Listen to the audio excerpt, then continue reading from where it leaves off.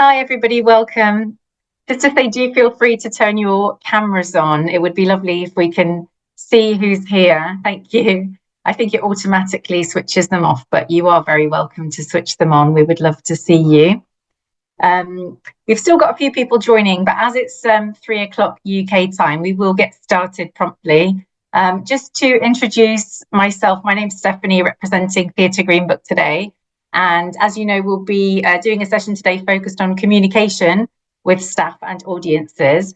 My colleague Laura Sedgwick, producer of Theatre Green Book, will be leading today's session with some wonderful guest speakers, and I'll allow Laura to introduce those. But just a very quick couple of housekeeping things. Today's session will be recorded so that we can share it with people who want to watch later. They might be in a different time zone. That's really helpful. If anybody requires captions, you can access those on the bottom right-hand corner of your Zoom window. And we will ask you to keep yourselves on mute throughout the session. But if you think about any questions as we go along, please put them in the chat, and Laura will do her best to address as many of those as possible at the end. And similarly, if you have any technical issues, just pop them in the chat and I'll try to assist you. For anyone just joining, please do feel free to put your camera on. It's lovely for us to see who's here. But if you feel more comfortable, that's equally fine to leave it off. I'll hand straight over to Laura now so we can get started. Thanks, Stephanie. Hi, everyone. Thanks very much for joining us today. You might be aware that we're running a series of webinars doing sort of deep dives on each area. So really delighted that today's particularly focusing on communications, which is an area we so often get questions about through the Theatre Green Book and the various sort of meetings and committees we end up on. Sustainable comms, both internally and externally within organisations, comes up so much. So this is the fourth in our webinar series. So if you've joined us before, nice to see you again, and if not, welcome. We are really delighted today to be joined by three speakers, and I'll just very quickly introduce them, and then we're going to hear from them all sort of about 5-10 minutes or so to hear a bit more about the work they do. So we're joined by Katy Rains, the CEO of Indigo, and Katy is one of the UK's leading consultants on audience-centred strategy for cultural organisations.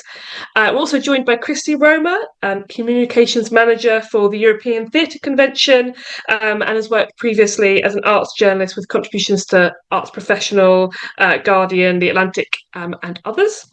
And also joined by Amber Massie-Blomfield, theatre producer, arts consultant and writer. Amber, until 2024, was the Executive Director of Complicité, and was also the co-chair of Theatre Green Book's International Touring Committee. Amber's executive produced several shows related to climate, and used to work for the Swiss Arts Council. And her second book, Acts of Resistance, is about the power of art to make real change in the challenges we face. So to get started, we're going to hear from Katy over at Indigo. So over to you, Katy, and thank you very much.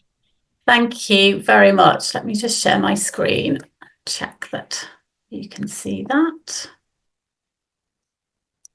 Okay, now it's letting you see it, but it's not letting me see it. So let me try that again.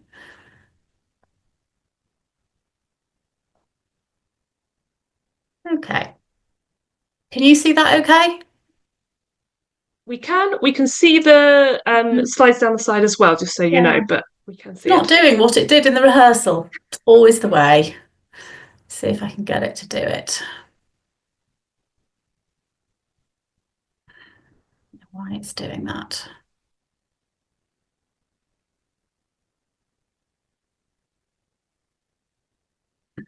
Let me try that and see what it does.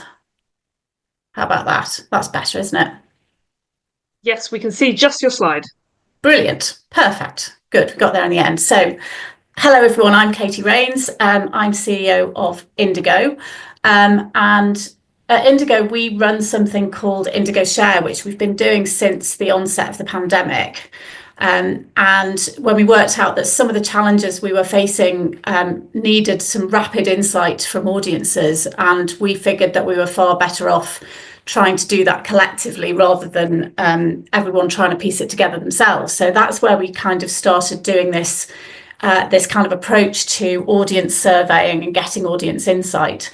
And we've continued that since the pandemic, researching what we call hot topics. So things that we think are really important for the sector to hear the audience voice on and bring that into the decision making for cultural organisations.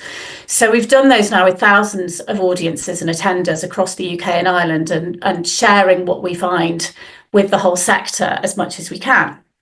So after we tackled COVID, we started on trying to understand audience attitudes to the climate emergency, and have since done hot topics on things like the use of self-service technology in venues. And the most recent one we've done is around access to the arts for disabled audiences. So Act Green, we started in 2022.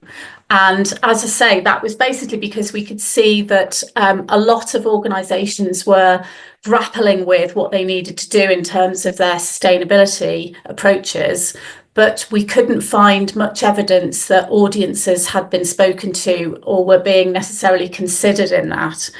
And to be clear, it's not a question of your audience determining your sustainability strategy.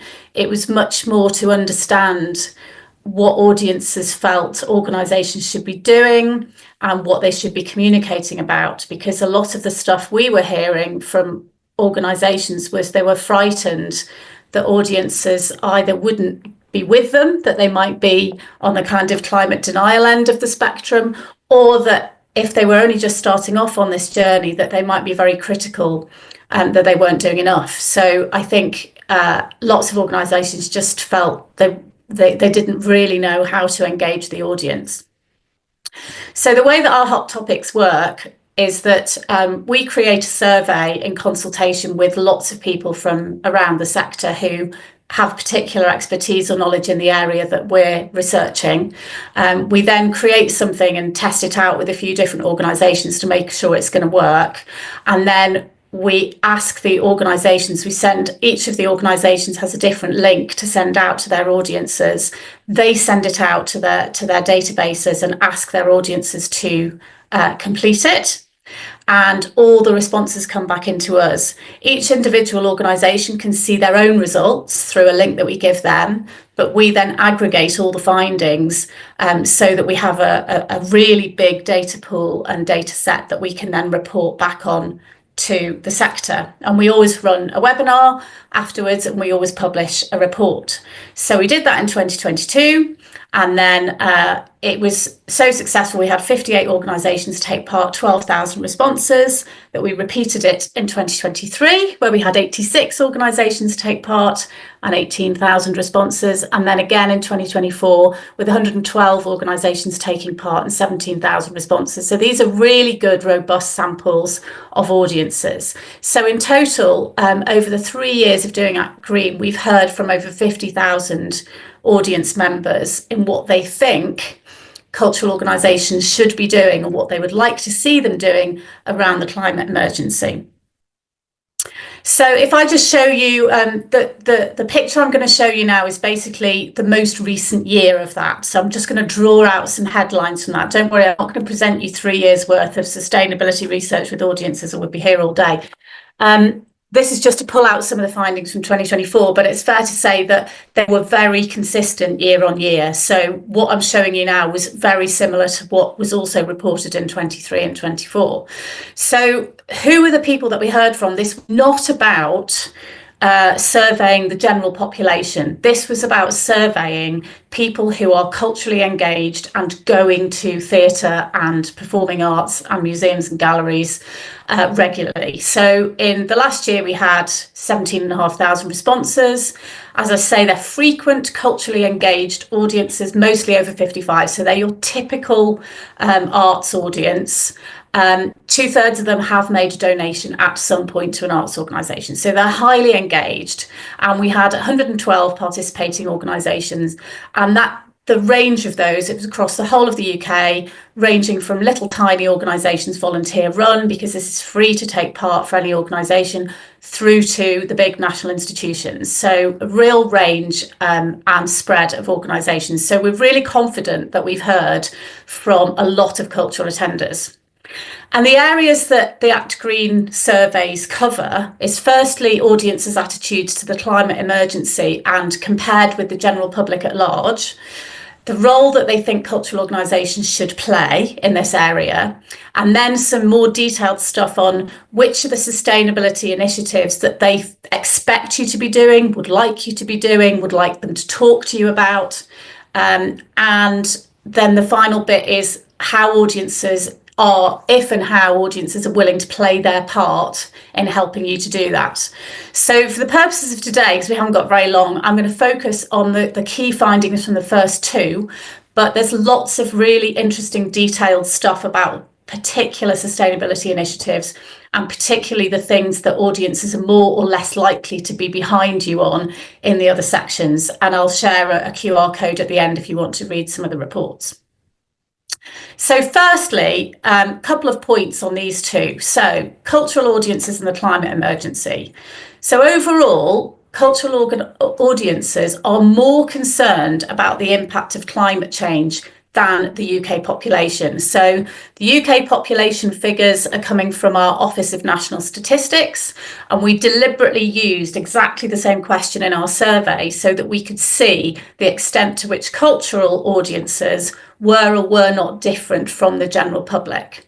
So you can see that it's significantly higher. We've got 86% of cultural audiences saying they are very worried or somewhat worried about the impact of climate change, compared with 76% of the population. And I remember the kind of the cliche is that older people, more conservative people, are less likely to be worried about climate change. And so that was one of the worries that a lot of our organisations had. You know, your typical theatre going audience would not be worried about this. Well, that's clearly not true. Even though this skews older and is definitely a theatre going and a culturally engaged audience, they care even more than the general public.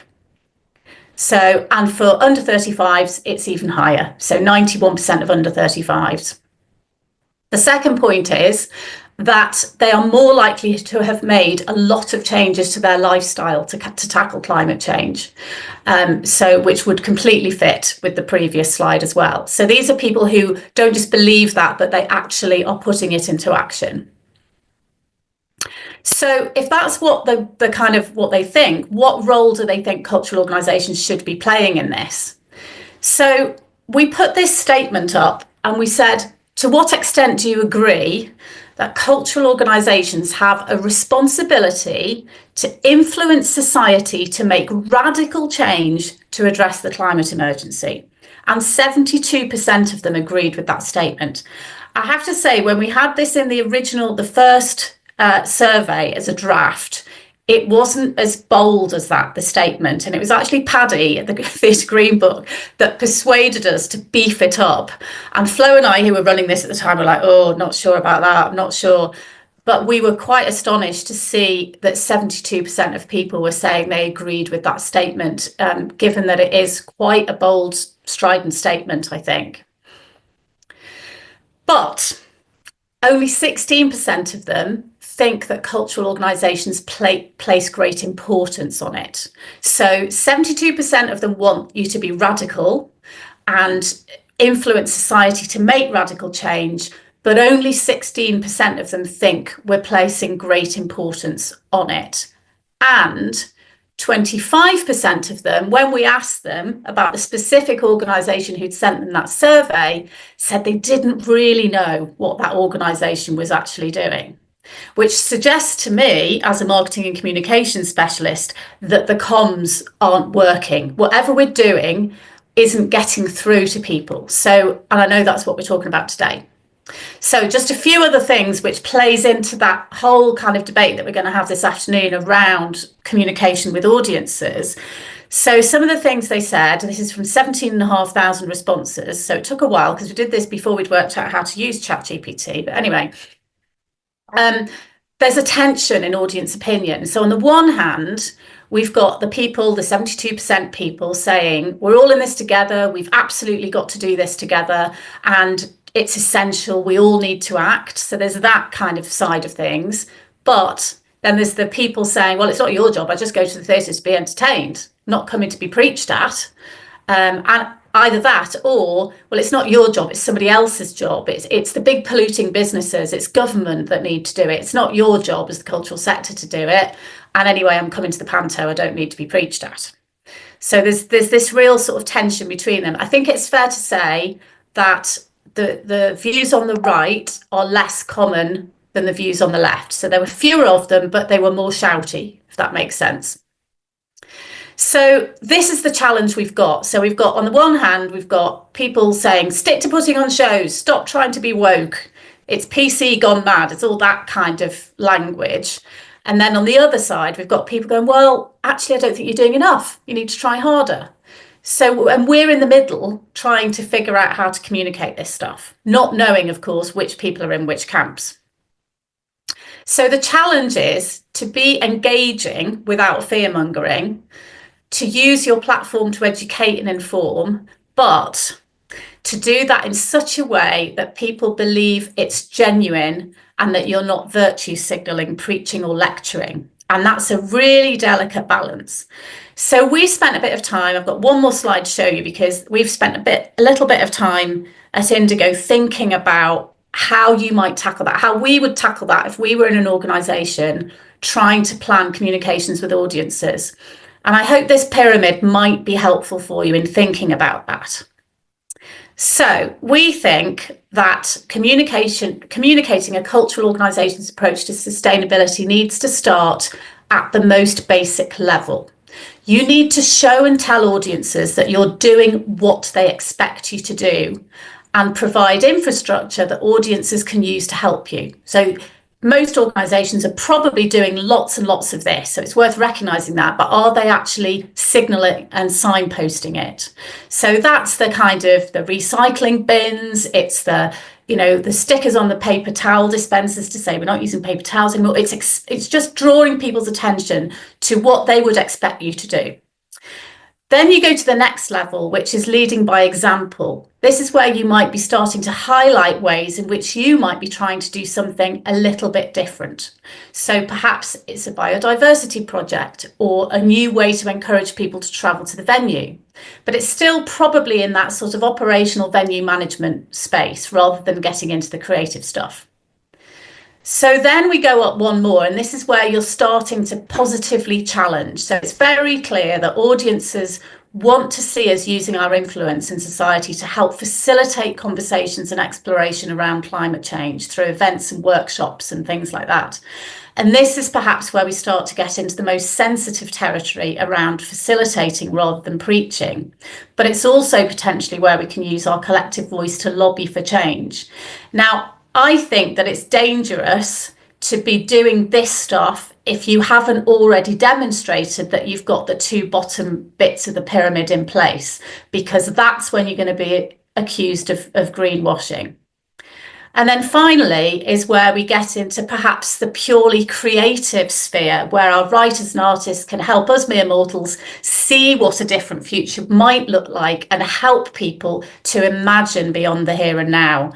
And that's where I think audience trust comes in.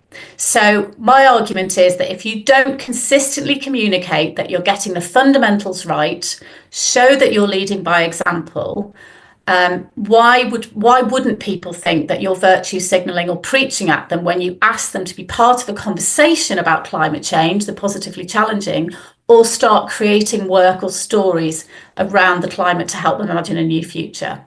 So that's my hypothesis on how we should be communicating with audiences or thinking about it.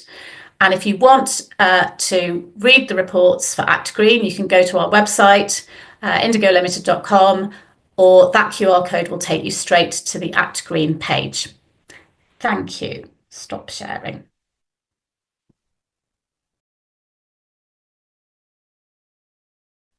Thanks very much, Katy. next up, we're going to head over to Christy, Communications Manager for European Theatre Convention, to talk a bit more about his work over at ETC. Thank you very much, Laura, and thank you, Katy, for that really comprehensive overview of audiences. I wish that existed for every European country that we work in. That would be really, really, really helpful. So just to give you all a sense of who I am, I'll tell you a bit about my organization, the European Theatre Convention, why I'm here today as well, you know, what the connection is to sustainability, and kind of what we've learned about our communications across Europe with sustainability, what's worked well, what the challenges have been, things like this. So just as a sense, the European Theatre Convention is a network of publicly funded theatres. It's the largest network in Europe. So we have 79 members from 33 countries. And collectively, we estimate they reach 20 million audience members each year across Europe. It's funded by the Creative Europe program. So it's a membership network. So it's a voluntary thing that theatres choose to join, which is very important because everything we do is horizontal. We can work with theatres, we can convince theatres, but we can't withhold funding, or we can't, you know, top down order something to happen. And that's really important in how we communicate and how we move with the network. And we work on several different topics, but about 5 years ago, we started working with Paddy and with Lisa and now with Laura, with Renew Culture, to think about sustainability in European theatres. And our network made a pledge to become climate neutral by 2030. And we were looking for the tool for how to do this. And then we started using the Theatre Green Book and adapted it for a European environment. And we created what we call is the ETC Theatre Green Book, just to see that if you could do exactly the same things in Prague as you could do in Lisbon, as you could do in Oslo, as you could do in Cyprus, in moving forwards with sustainability. And what we learned, I mean, for our context and our environment, which is working with publicly funded theatres, where in different countries in Europe, the percentage that you receive of public funding is different to in the UK. It's very, very heavy public funding in lots of places. It was really important to show the kind of formal progress on sustainability, which is quite different to what I've heard in the UK. So we really looked into this idea of certificates, that when a theatre had reached a certain level, they could say, look, officially I've reached preliminary, officially I've reached basic, I've reached intermediate. And that was very important for showing, for transparency and for showing the funders. And we also realized that kind of formalized way of showing your progress was very important internally in their organization. So we started thinking about how we could work with our theatres to communicate to their staff and also communicate with them to their audiences. And the two tracks were quite different. The one internally to staff was more about, look how well we're doing joining this European initiative, look how well we're doing in terms of the European scale. And the ones externally to audiences was more kind of, we're with you, this is very exciting, come join us, you know, do all of this. And we also realized the importance of having key moments in the year to sit down and celebrate, because everybody's so busy, everyone's doing so many different projects at the same time. So we made an event at the Avignon Festival, the Festival d'Avignon, once a year, where we could say, okay, these theatres have reached this level and let's have press attention, let's have media attention, let's coordinate it. And the one we had in 2024 was quite successful. You know, we had stories in 8 languages and talking about the progress with the Theatre Green Book across Europe.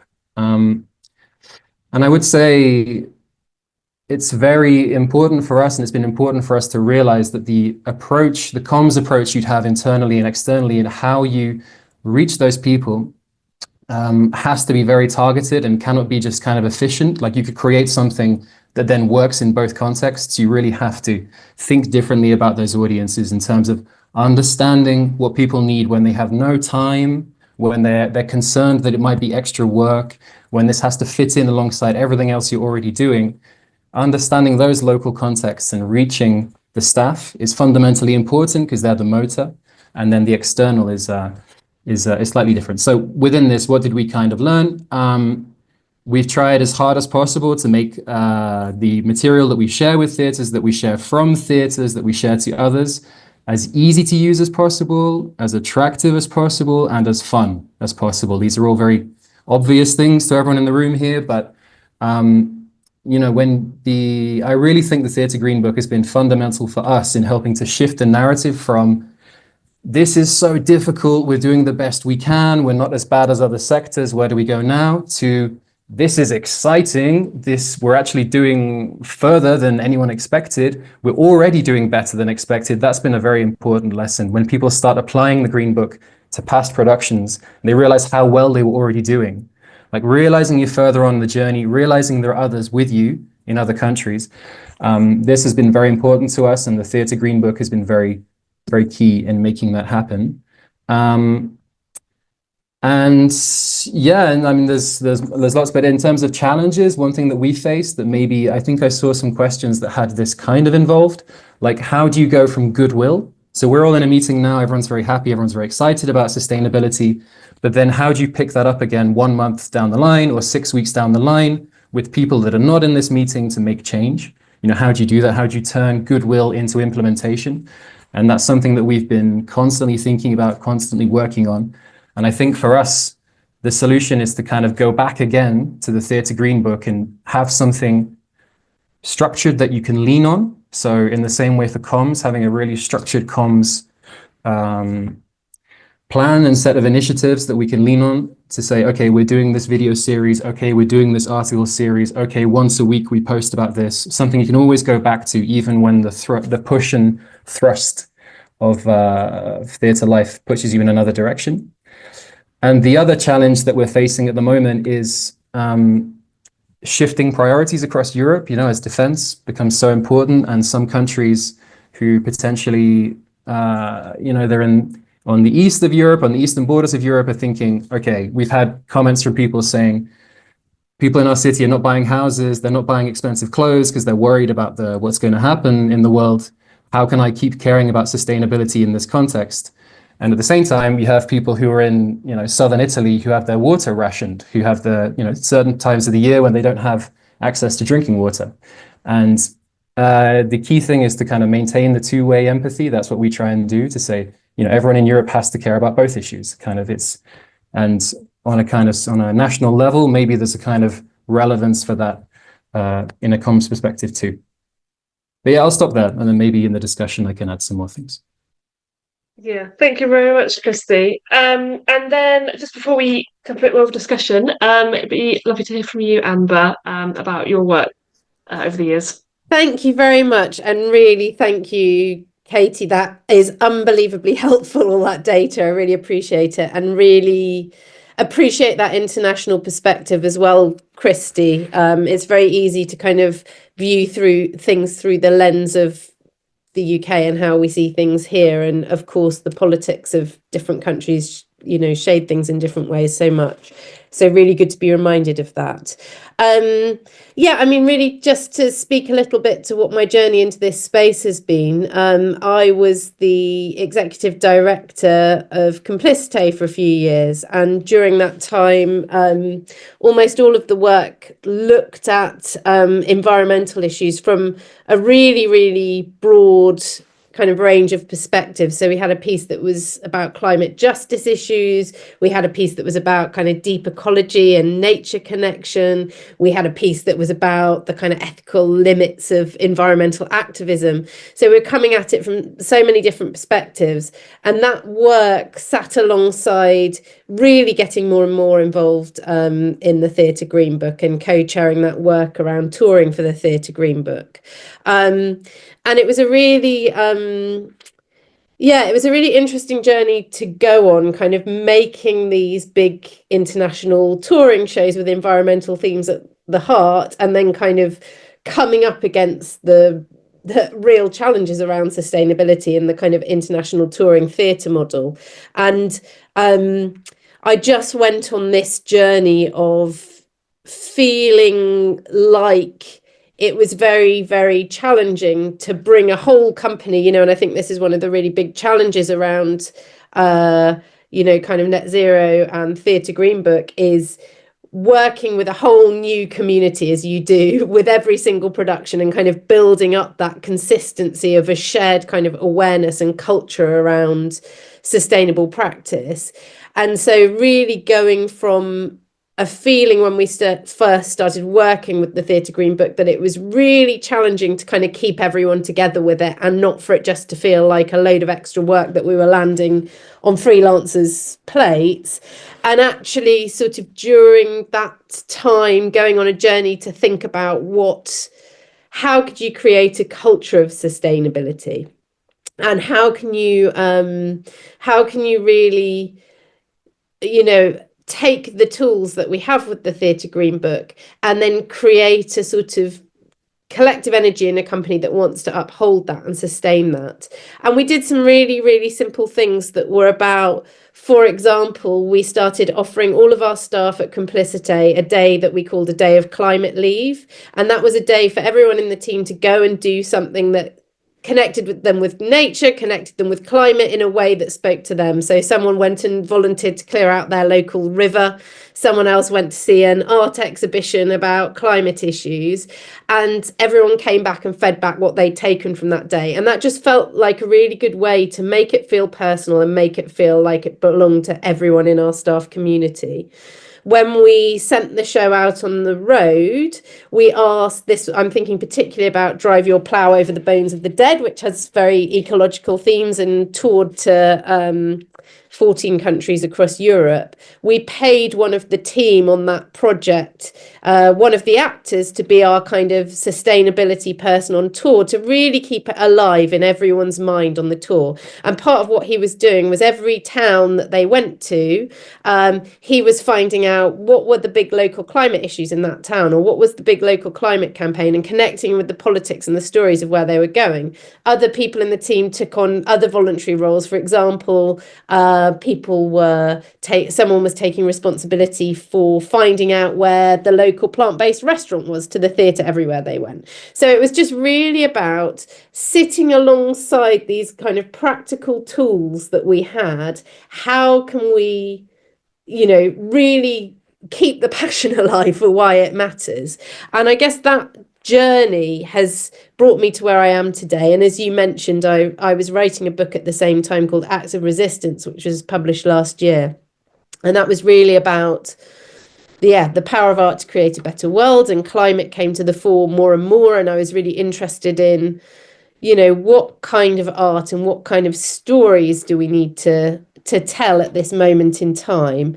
And that for me is sort of the second element of my engagement with this, is the question of how can you use the dramaturgy of the work to understand everything that's happening around a project as part of the story you're telling. And coming to the kind of comms question, I think sometimes we sort of overlook the richness of stories that we have in our fingertips in the culture sector. I mean, it's far, far more interesting to audiences and to the press to think about how arts organisations are engaging with climate than it is, a car manufacturer or something like this. And I think often it's about those sort of, individual stories that kind of serve as a metaphor for a kind of wider culture shift. So I was, for example, I wrote about in the book this amazing project called Power Station, which is a couple in East London in Walthamstow who've decided to turn their street into a solar power station by getting their whole community together and kind of fundraising to put solar panels on all of their roofs. But they've really treated this whole project as an artwork. They're making a film out of it, and they're thinking about storytelling and their kind of hero's journey through it. And I went to visit them when they had this amazing moment where they had a kind of a festival where they were celebrating it as their community, how far they'd come.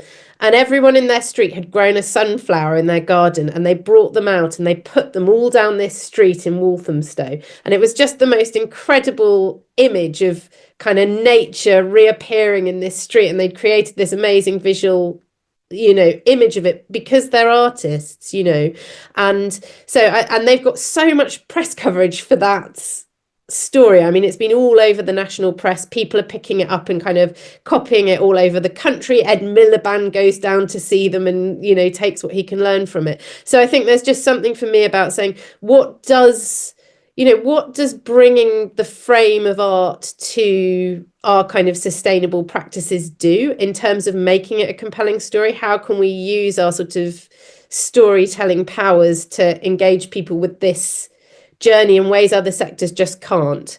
I'll stop riffing there now because I'm sure you're keen to have some time to explore questions. Brilliant, thank you, Amber. And yes, if anyone does have any more questions, please do pop them in the chat as we go.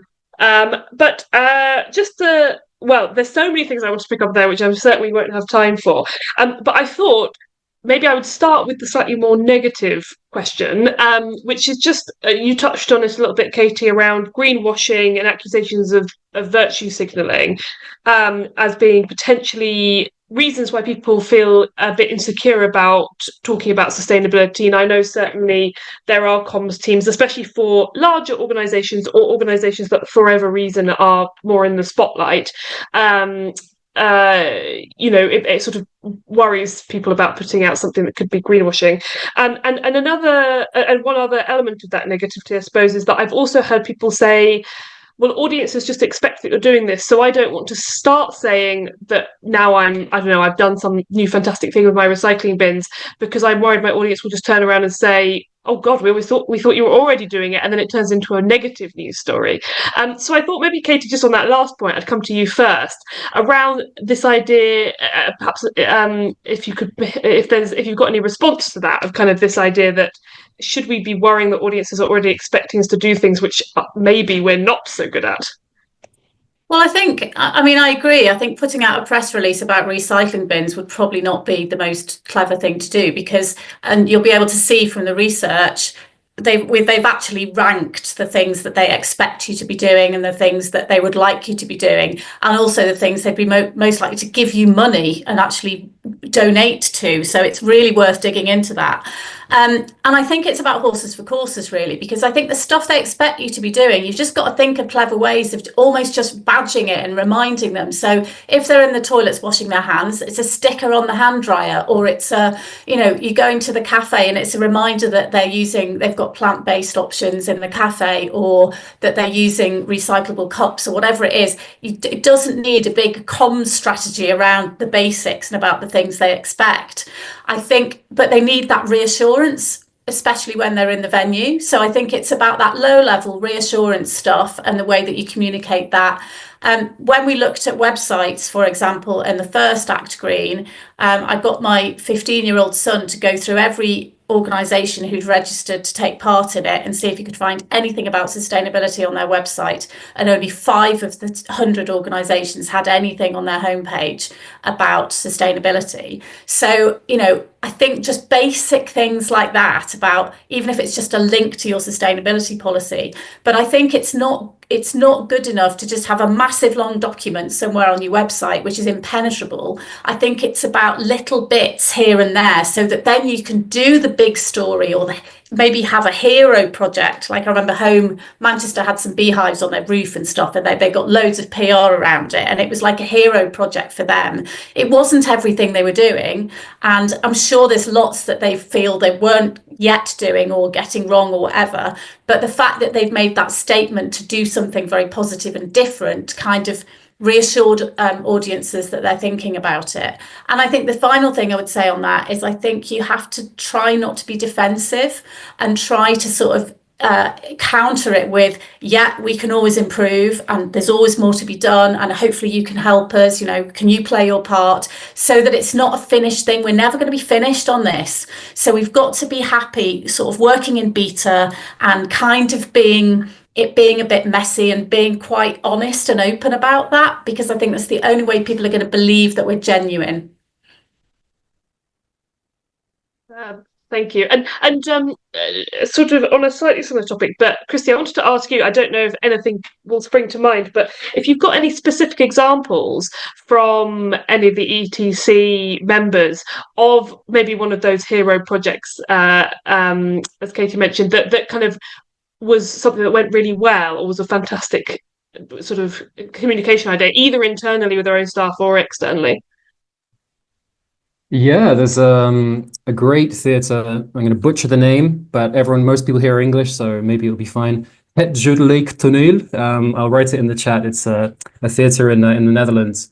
They're a touring theatre company. They don't have their own venue, so they kind of have to work out what can we do with audiences. And they're just really good at exactly what you just said, Katy, which is being very honest. And I think they even started from a bit kind of like, I don't think we know what we're doing, but we're going for it kind of thing. And they just make everything really playful. You know, they have some kind of challenge and they think, what can we do? And they turn it into some kind of game. So they really wanted to encourage their audiences to travel sustainably, to not go in cars. And they just did this campaign where they told everyone, look, it's lonely to travel in a car, but our actors are in the train. Go and be with our actors in the train. And you go together to the performances. Or it's cold in the venues, we'll just bring an extra jumper and you can see what jumpers everyone's got. Or there's too much gaffer tape around. I mean, these are small things, but you do a comms thing, you make it nice. All of the gaffer tape they had on when they were blocking for the rehearsals. They just gather it up and then they put it into a ball and did a football competition between the actors and the technicians. And, they just did fun stuff like this. And they're very good at being playful. And they just talk about it like, we just do what we can. We go forwards. We're not sure. We show the whole process. And I think that's really inspiring for me. And that's kind of, for me, that's like the ethos of the TGB. It's just like, just start. And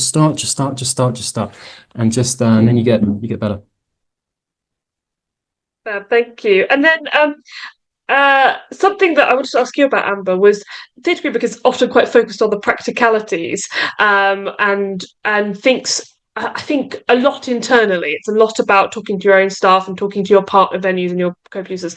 But I know obviously a lot of what you've worked on, and as you touched on about your book, is about how a theatre can go on to sort of influence audience to make change.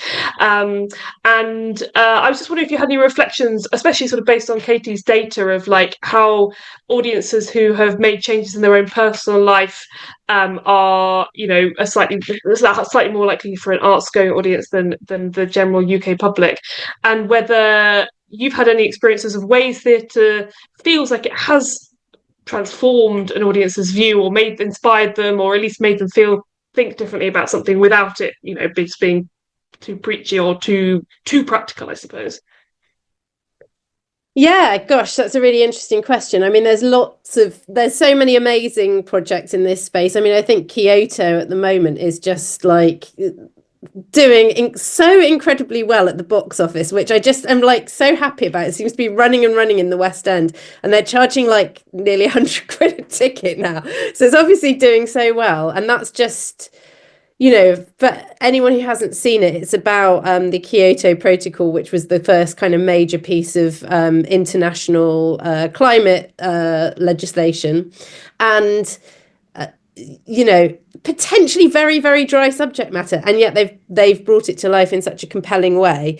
I mean, I think more broadly on this, I think Katy's insights are so helpful on this. I think for me, I've been working with a few different clients where there perhaps isn't the level of engagement and awareness on the kind of practical change that Theatre Green Book represents.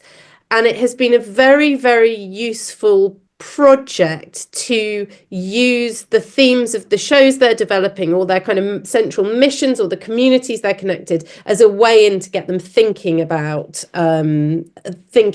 the practical changes they want to make operationally. So, for example, I worked on a big project last year, which was about migration to the UK. Not a project explicitly about climate at all, and yet, of course, we know that climate is increasingly one of the biggest drivers of migration and will increasingly become so in future years. And so actually being able to bring that perspective, to bring a climate justice perspective to that particular community of kind of artists and producers and that company, was a really good way to get them to understand why the recycling matters and all the rest of it. It was really about making that connection. And so for me, that using story and using narrative and using organizational commitment as a way to go on a journey with the practical has been very, very effective. And I think also then that becomes a kind of way in for audiences to understand and engage as well, because it comes up in the post-show discussions, it comes up in the storytelling through social media and so on. Yeah, I'm not sure if that's quite answers your question, but... No, that's great, thank you. And I kind of to slightly jump from influencing audiences to our other topic, which is influencing staff, which whilst they're overlapping are sort of quite different topics that we're trying to roll into one.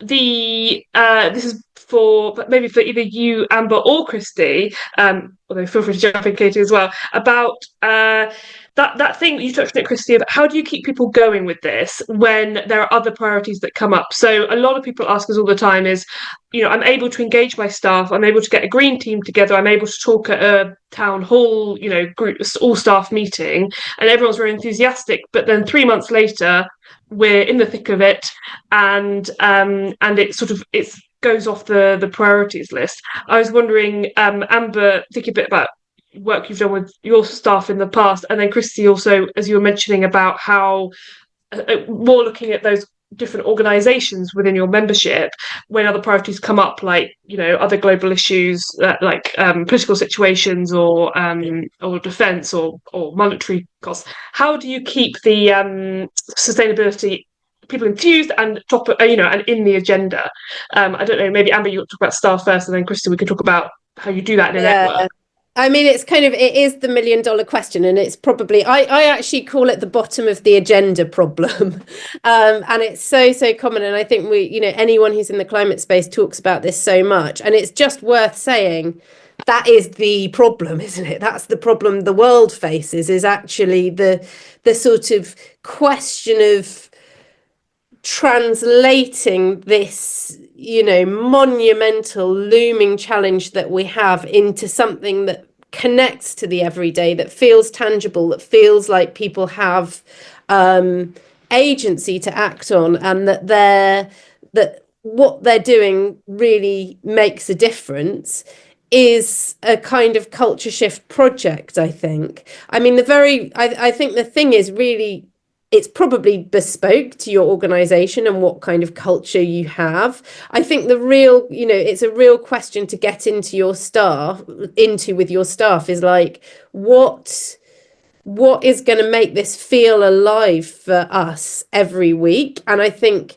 in the context I've been working in, a lot of that has been about, for example, I have a climate book club for a group of arts leaders who meet every 2 months, and we read a book and we come and talk about it together. And that for me is a really good way to kind of connect with the ideas and embed them across those, the organizations represented by those cultural leaders, without it having to feel very, very didactic and everyone being told what they need to do. It's actually about people finding their own point of connection with those ideas and taking them away. So actually for a staff body to say, what's our way of keeping this alive? Is it about once a month we're going to watch a film together that connects with it, or read a book together? I mean, at Complicité, every week we had a kind of climate yays and climate nays that people brought, and they could, in our meeting, people would say, oh, I listened to this fascinating podcast, that was my climate yay, or I planted some flowers on my balcony, that was great.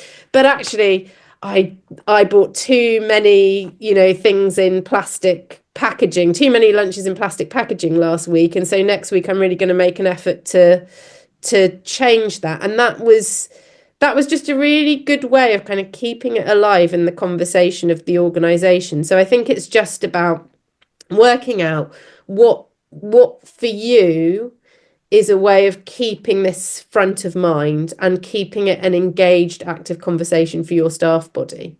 And it will look different for everyone. Thanks. Yeah, Christy, how you get your members to, especially because I know that ETC has other strands, not just the Theatre Green Book. Yeah, it's I'm kind of one step removed, so we would have to work with an Amber in this situation to kind of keep the flame going, on a day-to-day basis. But basically it's the same. It's like you have to understand the people you're working with. What are the intense challenges that they're already dealing with? like, I don't know, just the example that keeps coming up is theatres that have, rather than using the Theatre Green Book production calculators separately, just kind of adding columns onto spreadsheets they were already doing and kind of collecting information that way, like understanding the workflows that are already there so that there's no kind of imposition on saying, oh yeah, you have this, but maybe the adaptation would work really well for you in this situation. So I think it's pretty standard. It's like, if you understand people, you connect emotionally, if things are relevant for them. So from our perspective, we have to come in every so often and say, okay, we're going to do some kind of thing together. And then they have to be engaged in their own organization with sustainability. But we want to do a specific event or come together or do something across Europe. When we do that, it has to be very relevant for them in their organization. It has to be very easy, like limited amount of effort to join in. It has to be very beneficial, like, you know, there's the kind of, you play on things. You start playing on bits of FOMO, you play on bits of, it's you want to work with solidarity, but you have to use and understand the power of competition as well. Like, you know, that others are doing this in other countries. This is very exciting for you. It's great to move together. Look what could be gained if you kind of come in that. So like understanding those kind of things are quite beneficial. But really, for us, it's just things have to be relevant locally, and you have to understand what people are dealing with so that you can tailor the solution for them. And I think that's equally true whatever you're doing in commerce, right? Like, you have to know who you're speaking to. You have to have the information that Katy has about your own workforce, and you have to understand as best you can so that you can tailor the response that makes sense emotionally and practically for them. Yeah, so it's about being bespoke a lot of the time to the situation and the person and the organisation. We had one question that was sent in, which was about sort of developing internal policies around communication and, you know, procedure, you know, filtering sustainability into your comms practices. And I was just wondering, Katy, I don't know if you have an answer to this, but whether you know of any organisations who have updated their policies and their communications plan based on the data that they've seen through Act Green. No, but we're going to be doing a pilot programme which is being funded by Arts Council England. Actually, we're going to be working with a whole load of venues to develop a kind of communicating around sustainability and communicating sustainably, because there's this whole kind of issue about AI and digital and all that kind of stuff, which I kind of feel that can often get lost in the debate as well. So we're going to be working with 5 organisations in the first instance to sort of try and figure a lot of this out based on the evidence we've got from audiences, and then we'll be rolling it out with a kind of toolkit about how to communicate sustainability in the arts effectively to audiences. So watch this space, and we should have some interesting stuff on that. And I know a lot of people are rewriting their AI policies or creating AI policies to take account of sustainability at the moment in the communication space, which I think is just huge and none of us quite understand yet. So I'm a bit scared by that, to be honest. Yeah, on that topic, we have another one of these webinars on digital, or sort of green digital. And partly we're having that webinar because I feel like nobody quite understands that everyone has picked up different bits. So hopefully that'll be, you know, a webinar like this to try and discuss a bit. But it does feel a bit like a sort of mysterious world at the moment, exactly what the right answers are. But one of the things that we are doing, we Indigo Share also runs a lot of post-visit surveys, and then all the people that are using that are asking questions about how well do you think this organisation manages, you know, environmental sustainability. So going back to the point about staff, you know, each one of our organisations who's using that has a measure all the time that's always on that they can be looking at, and it's benchmarked against other theatres in the sector so they can see how they're doing.